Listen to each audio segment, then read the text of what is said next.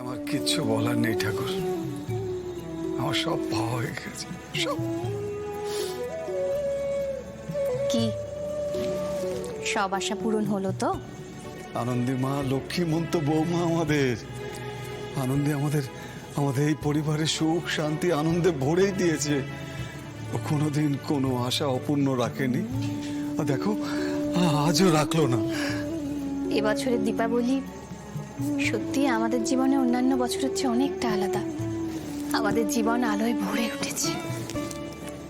ও খালি বক বক বক বক বক বক, এত ভালো একটা সুখবর শুনলাম।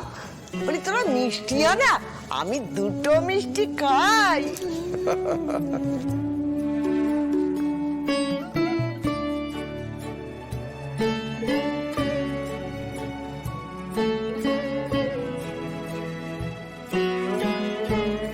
আমি মা হব, আমি মা হব।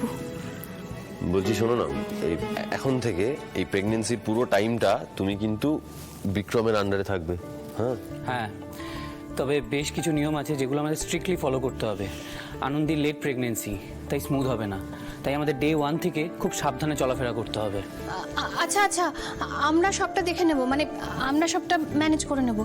ডক্টর বিক্রম, আনন্দী কখন কি খাবে, কখন ঘুমোবে, সবটা আপনি আমাকে আমাকে লিখে দিন কোথাও একটা, আমি সবটা ঠিক মেনটেন করব। আগামীকাল আল্ট্রাসাউন্ড, তারপর টেস্ট হবে। কিন্তু আমার মনে হয় যে আনন্দীর এখন ছুটিতে থাকাই ভালো। মানে প্রথম ট্রাইমেস্টার থেকে আমি ছুটিতে থাকবো? দেখো আনন্দী, খুব সাবধানে থাকতে হবে। দাও, আমি এখন তোমাকে ওই ডায়েট আর রুটিনটা লিখে দিয়ে যাচ্ছি, দাও। শুধু মা নয়, আমি ঠাম্মি তনু আমরা সবাই রেডি দায়িত্ব নেওয়ার জন্য। বাবারে, তোমরা কি শুরু করলে বলো তো? ঠিক করেছে যা করেছে। দেখো আনন্দী, আমি তোমাকে একটা কথা বলতে চাই, আর আপনাদেরকেও বলতে চাই। আপনারা একটু আনন্দীকে প্লিজ একটু চোখে চোখে রাখবেন। আপনারা দেখবেন যাতে আনন্দী কখনো পড়ে না যায়, কারণ প্রেগনেন্সি তো মাঝে মাঝে মাথা ঘুরে যায়। তাই প্লিজ আপনারা ওর একটু পাশে থাকবেন।